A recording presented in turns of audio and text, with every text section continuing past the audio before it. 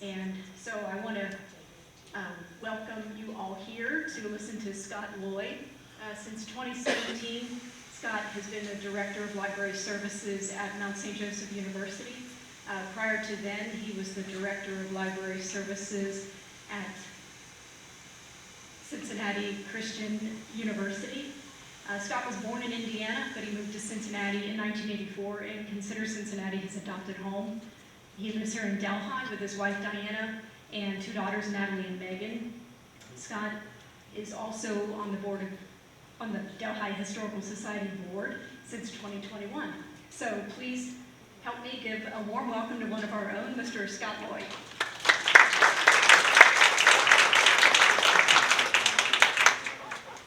All right, it's my privilege to share with you this evening about the Mater Dei Chapel at Mount St. Joseph University. You may have heard that earlier this year, the chapel was added to the National Register of Historic Places. And so tonight, it's my privilege to kind of walk you through that journey of how that came to be and what the significance of the chapel will come in tonight's presentation. We'll understand the chapel's significance and what led to it being added to the National Register of Historic Places. And again, there's also a trivia game here, so it'll be both fun and educational. All right, so without further ado, our first trivia question, okay? And I do see some present and former Mount people in the audience, so there's some ringers in here, I think, in terms of our trivia game, but we'll see what happens. When did Mount St. Joseph University begin? 1910, 1920, 1919, or 1921? 1910. Answer? I need 1910. a drum roll. 1920. All right. If you might recall that, unfortunately, we had this little thing called the COVID-19 pandemic in 2020 because it ruined our plans at Mount St. Joseph University for our centennial celebration in 2020. So Mount St. Joseph University began as the College of Mount St. Joseph on the Ohio in 1920. It was sponsored by the Sisters of Charity of Cincinnati, and it was the first Catholic college chartered for women in Ohio. At that time, the college was actually at the Sisters of Charity Mother House, and it started with 20 students. This photo here shows a classroom in Marion Hall in the first year of the college's existence. This was a class in philosophy taught by a Reverend Francis Walsh, who came over from Mount St. Mary's Seminary.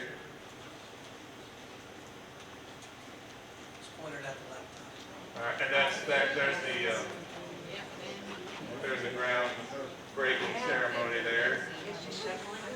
All right, and then there's the blessing of the bells that I was talking about.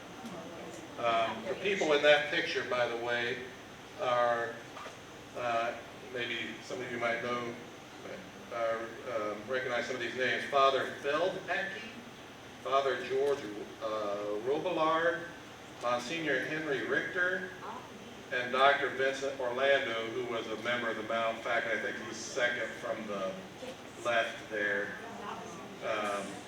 Vincent Orlando, who was faculty at the Mount at that time. All right. Next question, question 3. What does the name Mater Dei mean in the name of the Mater Dei Chapel? Light of God, Holy Mother, Son of God, Mother of God. Mother of God. All right, we got some people who know Latin, or at least enough Latin to know that Mater is mother and Dei is God. So Mother of God. All right. This slide here shows the inside of Mater Dei Chapel, standing at the front and looking toward the back. And I like this, in fact, I purposely put this photo in because this photo shows what I one of my favorite features of the chapel. If you're in the chapel in the afternoon and it's a sunny day, that sunlight just pours through those windows and then casts the colors of the stained glass onto the pews, onto the brick on the sides of the walls there. It's just a very lovely, beautiful experience. The chapel measures 31,400 square feet and seats approximately 800 people. The architect was Lawrence P. Cotter. You can see both from that picture on the outside and the inside here, very much mid-century modern architectural style, as is really all the original buildings of the university campus. All right. Next question. The name, the bells in the chapel tower, you might not have known this, those bells have names. So what are the names of the chapel bells? Jesus, Mary, and Joseph, Peter, Paul, and Mary, Jesus, Peter, and Paul, Elizabeth, Maria, and Blandina. Here are a lot of different answers for this one. It is Jesus, Mary, and Joseph. All right. Now, actually, we go back to the picture of the blessing of the bells here.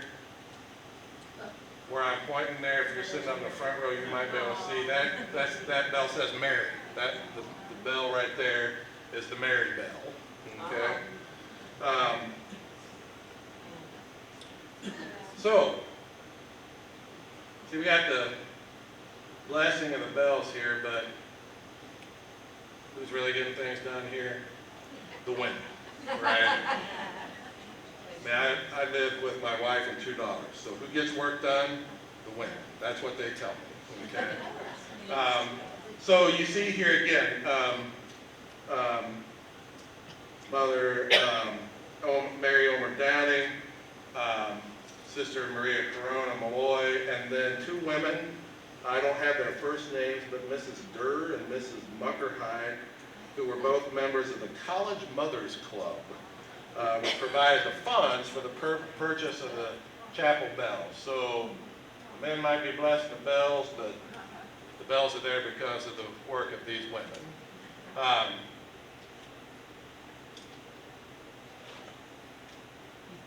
All right, now we get to the heart of our presentation here. What is the name of the sister who designed the Mater Dei Chapel and its art? Sister Ann Austin Mooney, Sister Sledge, Sister Augusta Zimmer, or Sister Anthony O'Connell? First of all, I have to know, did anybody choose Sister Sledge, the 1970s pop group responsible for We Are Family? Right? It is a fact, and this is her picture here, Sister Augusta Zimmer, okay? You can't tell the story of the Mater Dei Chapel without Sister Augusta Zimmer. And here she is working on one of her many artworks, a mural of the history of the town of Trinidad in Colorado, which is one of the places where the Sisters of Charity were doing mission work. If you are familiar with the Sister Blandina story, part of her story is in Trinidad. So this mural is located in the lobby of the Mount San Rafael Hospital in Trinidad. She started this mural in 1976 and finished in 1980, and she was 72 years old at this time. Her artwork can be found at Mount St. Joseph, the Mother House, Seton High School, Elder, and a number of other places in Cincinnati and really throughout the United States. This is not a great picture of it, but that's the mural in color. My understanding is that this mural is 28 feet wide, 12 feet high, and it's ceramic, and it weighs 3,000 pounds. Wow. So I'm glad I wasn't responsible for trying to get that all the way out from out to Trinidad. Frances Zimmer was born in Lamar, Colorado in 1984. And when she joined the Sisters of Charity in Colorado right out of high school in 1923, she changed her name to Augusta. She knew from the outset that she wanted to be a teacher, but she actually originally wanted to be a science teacher. And when she began teaching in an elementary school in Chicago, she made drawings on her chalkboard as decorations, and soon the other teachers there saw her drawings and said, "Hey, can you come to my classroom and do drawings on my chalkboard? Those look great." And so pretty soon she's doing drawings for all the teachers, and pretty soon her reputation as for artistic talents, her reputation made its way back down here to Cincinnati, and the Sisters of Charity leadership took notice, and they decided that she would be brought to Cincinnati to teach art at that time, relatively new college of Mount St. Joseph. Now, when she was made aware that this was going to be her new mission, she was actually horrified by this prospect, because she did not believe herself to be prepared or qualified to teach art. So Sister Augusta wrote to Mother Renea Fahey, who was a musician, who she knew Mother Fahey was a musician. So Sister Augusta told her, if you had been allowed to play piano for a couple of hours on Saturday, or for 3 or 4 weeks in the summertime, would you feel equal to teach college music students? So Mother Fahey acknowledged, hey, well, Sister Augusta, you got a good point there. All right? And so Sister Augusta was sent to study at the prestigious Art Institute of Chicago, and she graduated in 1935 with a Bachelor of Fine Arts. And then the Art Institute faculty recognized her great talent, and so they awarded her with a Study Abroad Award called the James Nelson Raymond Traveling Fellowship. Wow. She traveled through England, France, Spain, Germany, the Holy Land, Egypt, studying art and also making art of her own.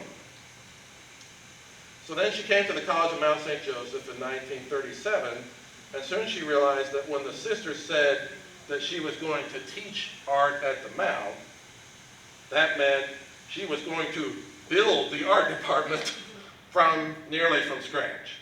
But she was very much up to the task, and she built a great art department.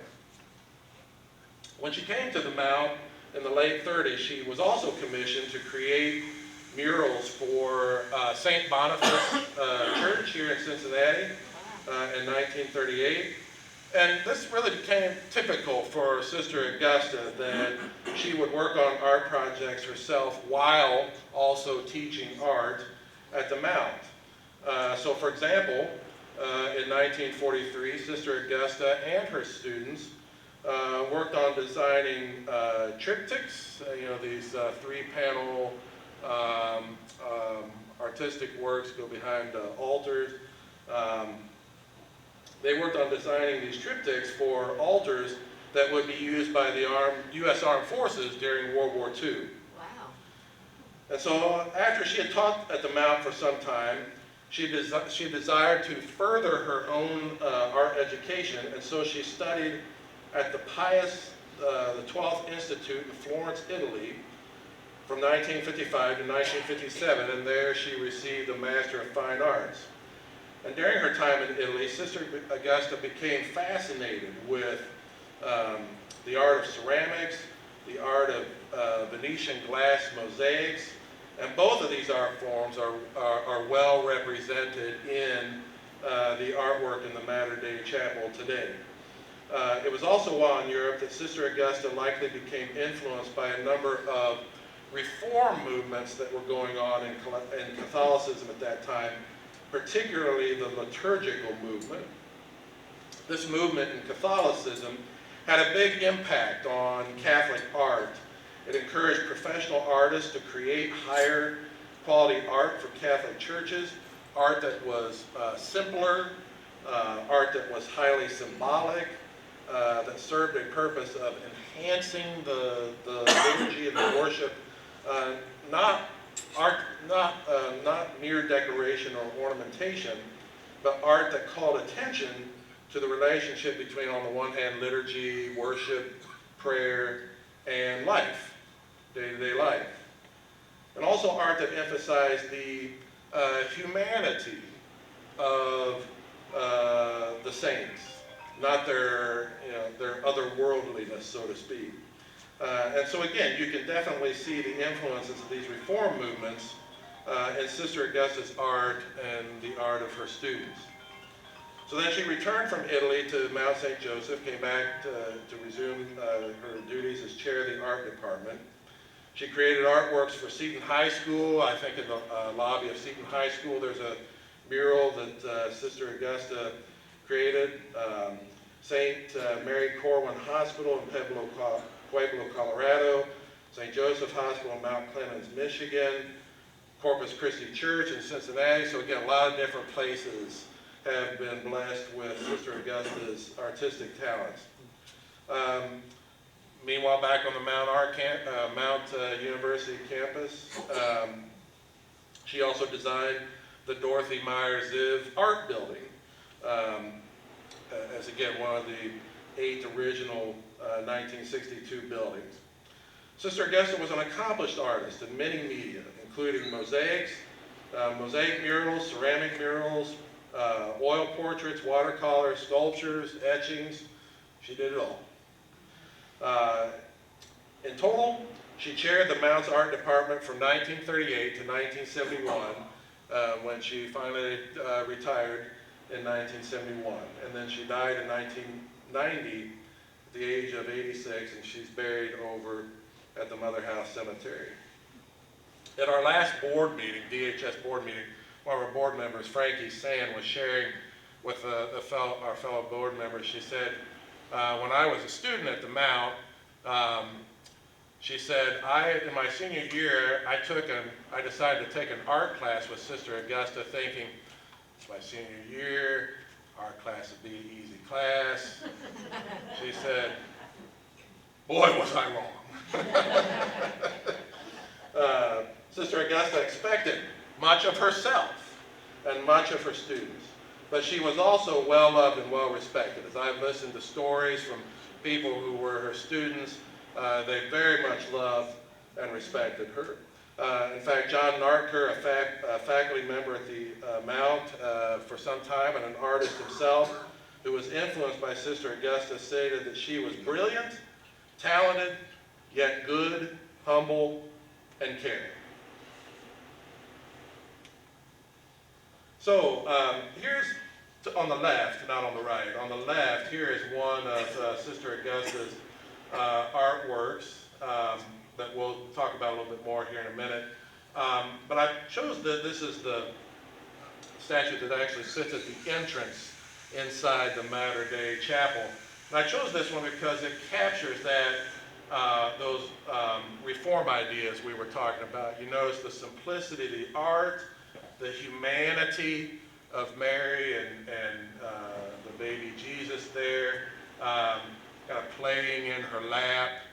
There's a real capturing of the humanity there, which stands in stark contrast to art like we have on the right, where and definitely there it looks like the baby Jesus is saying, I am the Son of God. You got the halo there. And so that's quite a contrast from what we're seeing there on the left and trying to capture a more simple beauty, shall we say. All right, and then we've got Sister Augusta hard at work there in her studio in the art building at Mount St. Joseph, working on one of her paintings. She also did portraits, and so this is a portrait of President Sister Mary Assunta Stang, who was president of the Sisters of Charity from 1971 to 1979. Another of Sister Augusta's designs is the St. Joseph statue that sits in the quad at Mount St. Joseph University. And again, we can see that style of Sister Augusta's. This is one of her artworks as well. Little known fact, Sister Augusta also did some design work for the Japanese video game company Namco. This one is called The Pac-Man, a study of his amazing movements. I'm kidding. This is not Pac-Man, but it is a Sister Augusta artwork, and again, just we see the variety in her work. This is it hanging in the art building at the Mount. All right. Next question, back to trivia. What makes the Mater Dei Chapel distinctive? Or at least one of the things that make it distinctive. Sister Augusta's students helped create the artwork in the chapel, the mid-century modern architecture. Sisters, dressed in their habits, installed the bells in the tower. That would be a sight, wouldn't it? All of the artwork is mosaic tile.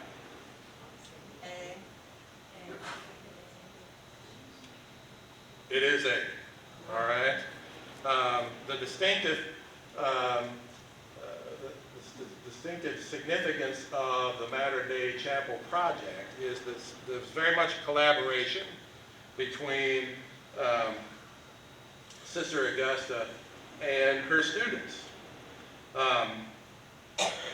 In fact, 3 students, the students I have listed here, figured very prominently in the creation of the chapel art. Marlene Hoffman worked on the stained glass windows and the statue of Mater Dei in the vestibule, the one we were looking at before. She actually worked on full-scale designs, which blows my mind because those windows are 35 feet. So full-scale designs, you've got a 35-foot sketch of the stained glass window. The story I read is that she would work on it and then drape it out one of the windows at Marion Hall, so then she and the other folks collaborating on the project could see what the windows would look like. Then Margaret Rolfs worked on the 14 mosaic stations of the cross. We saw one of them there. And again, you see the style of the art that Sister Augusta, her own style, the style she taught to her students. This was a bold choice in 1962. Jesus is accurately, historically portrayed here as a Palestinian Jew in this Station of the Cross. And then Judy Dettenweider worked on the bronze crucifix. That's her there with the bronze crucifix we see in the photo. She also worked on the statue of St. Joseph, light fixtures, confessionals, and the original communion rail, which is actually one of the features no longer in the chapel.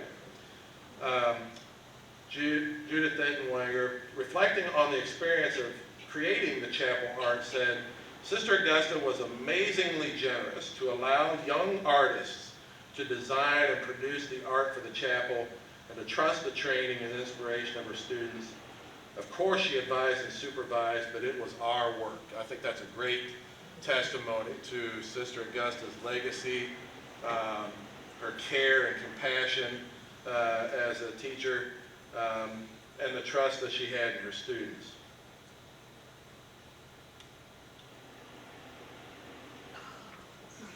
That mosaic tile, okay, behind the crucifix.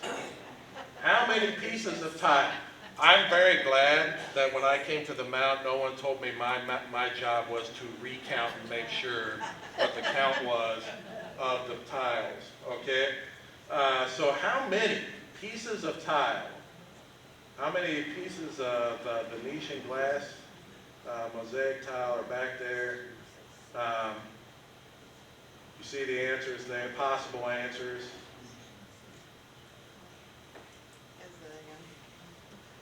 I guess that. I mean, who could count? All right. how many? What is it? No one can count. The actual answer, I'm sorry, is 130,000. All right? So 130,000 pieces of tie. Okay?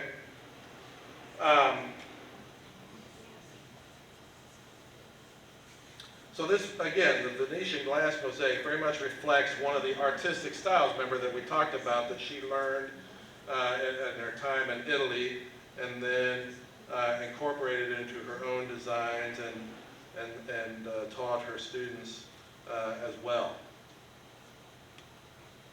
All right. Whose statue is in the Mater Dei Chapel? Now I'm showing you one here, but I'm blocking out another one.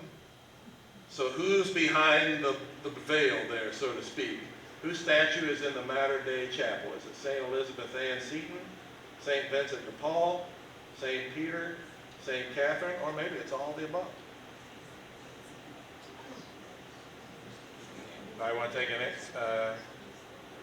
guess. Who's behind the veil? It is St. Elizabeth Ann Seton. Okay. In the sanctuary, there's actually 4 statues, and there's 2 of them there. Mary, Elizabeth Ann Seton, and then Joseph and Jesus. Not only are they out in the quad, they're in the chapel as well. And these statues were also part of the artwork collaboration between Sister Augusta and her students. All right. Next trivia question.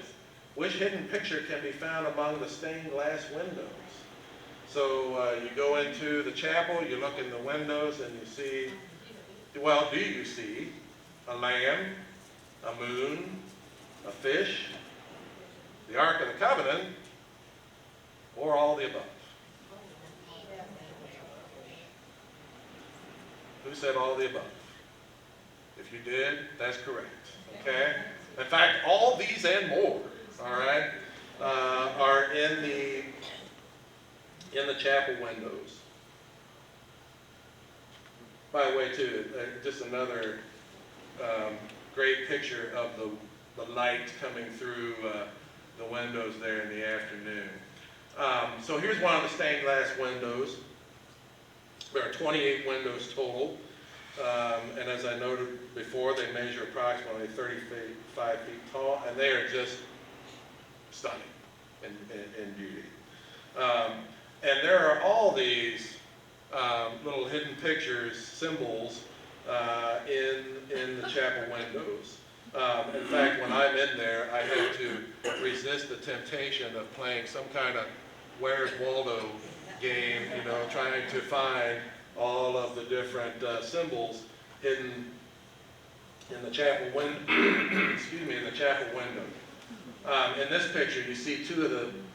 There's another picture of that crucifix with the mosaic tile, but then flanked on either side there by the windows. And you look carefully. Well, the back probably can't see, but there's a lamb here.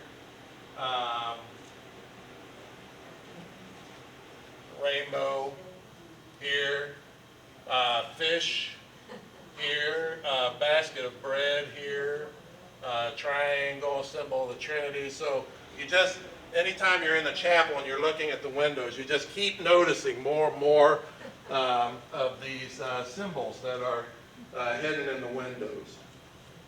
And again, another fantastic example of this artistic collaboration between Sister Augusta and her students. All right, our final trivia question. Which part of the U.S. government manages the National Register of Historic Places? Again, the answer is behind the part I blotted out of the sign there.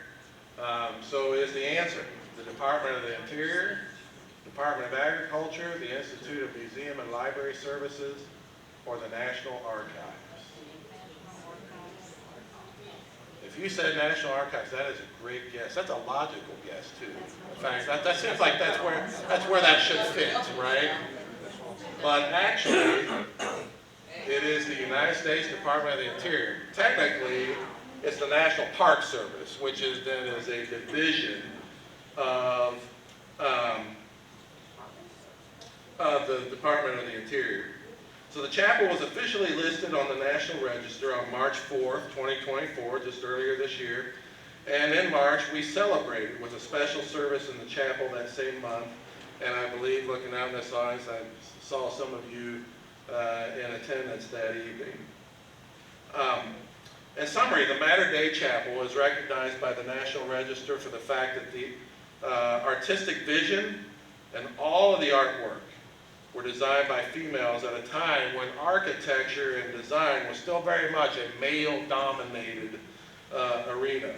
It was also recognized for the unique collaboration and partnership between Sister Augusta and her students. One of my colleagues in the library at the Mount, Josh Zeller, did some research and discovered that the Mater Dei Chapel may be the only university chapel in America with this distinction of being designed collaboratively by a female faculty member and her students. Okay? And finally, the chapel is recognized for the beauty of its simplicity, its simple beauty. The artistic style is very forward-thinking at that time.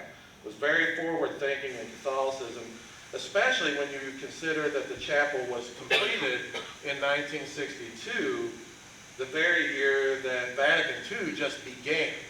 Okay? So what you see in the chapel is you see that those reforms that eventually came out of Vatican II, but were not yet officially put in place in 1962, and yet here was Sister Augusta and her students carrying out that artistic vision that very much embodies those kinds of reforms.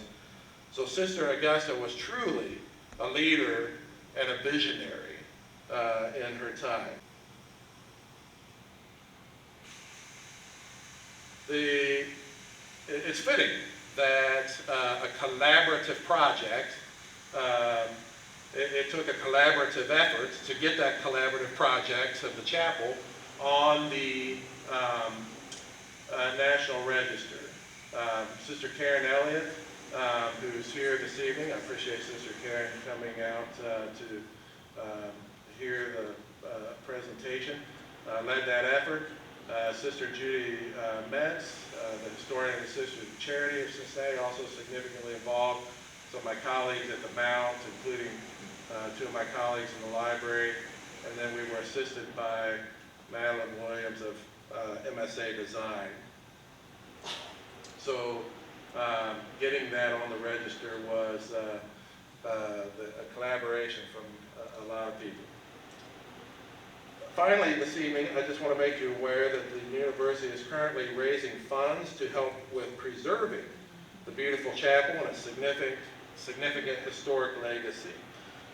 So currently the Mount is seeking to raise $500,000 for restoring the stained glass windows, which are in need of repair.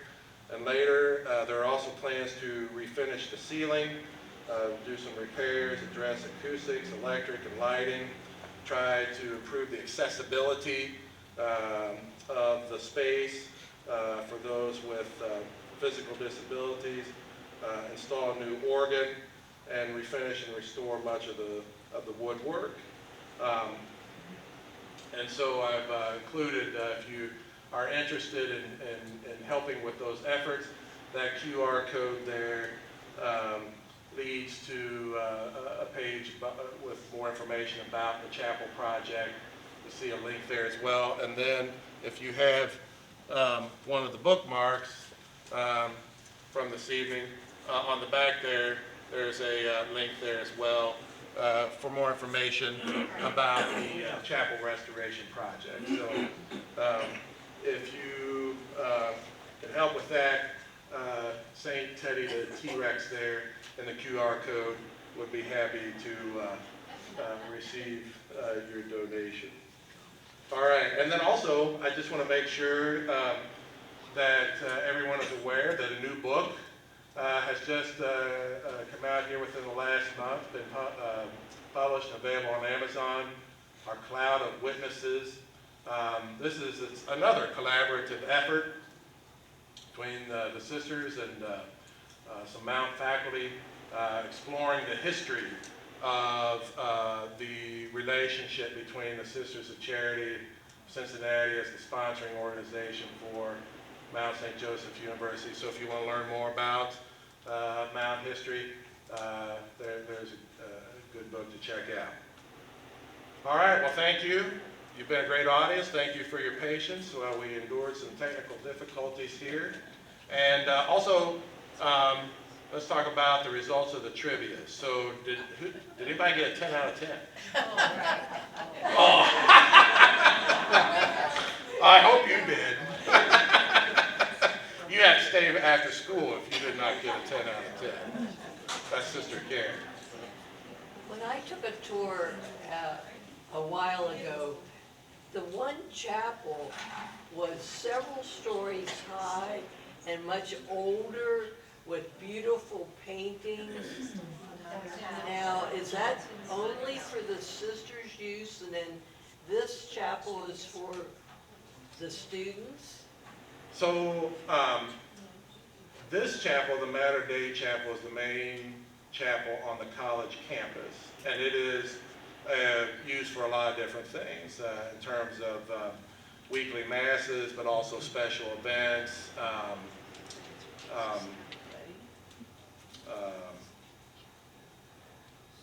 I'm drawing a blank. What do we call white coat ceremonies? But I'm trying to think of what you do before graduation.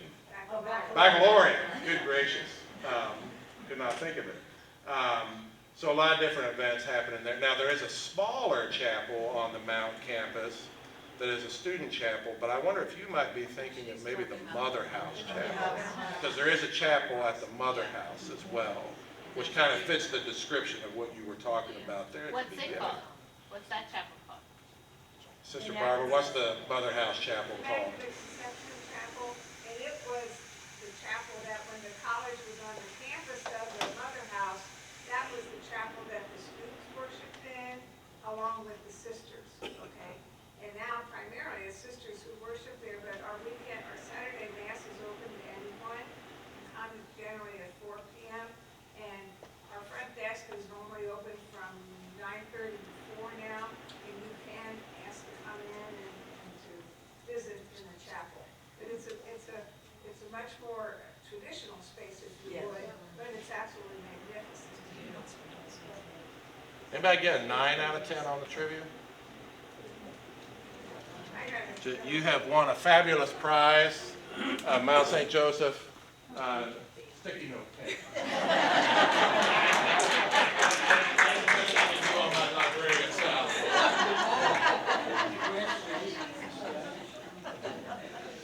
Any other questions? Yes. How come on the plaque, it said it was dedicated and everything, but they didn't put a date on it? Oh, that plaque is just a generic plaque. We haven't gotten our plaque yet. Except now. Our National Register plaque is forthcoming. No, it's up. Oh, it is up. Oh, Yes. Oh, Right. all right, breaking news. We do have, but that, the picture I had was not the plaque that's been No. installed. Got another question. Yes. In the one slide in the beginning where there was a Mrs. Durr, Uh-huh. was she Father Durr's mother that was a pastor at Our Lady of Victory? Well, that's a good question that Veronica, okay, I didn't know if you had an answer there or not. But I do know Mrs. Muckerhide, who was between the two sisters, her daughter is the Sister of Charity, Sister Annette Muckerhide, who taught at the Mount for many years, chemistry. And her mother was president of the Mothers Guild at the time the chapel bells were blessed. Yes, between the two sisters, that's Mrs. Muckerhide. Right. Right here. That the blessing of the bells probably was right, like 1961, 1962, before that, 62 probably. Veronica? Mrs. Durr was actually the first president of the Mothers Club. And Okay. back in the mid-1920s, from the Seton journals that are digitized, we were able to figure out, we couldn't figure out her first name, but that's why she's featured here. She was the first. And actually, Veronica, thanks for sharing that information, and that reminds me to mention another good place to learn more about Mount St. Joseph University history, as well as history of the Sisters of Charity of Cincinnati, is the Ohio Memory website. Both the Mother House Archives and the University Archives, we've both placed this photograph and several of the other pictures here are that one. Both of those are there on the web. Many other photographs, yearbooks, old college publications you can browse through to your heart's content for free at the Ohio Memory website. So just Google Ohio Memory. Any other questions?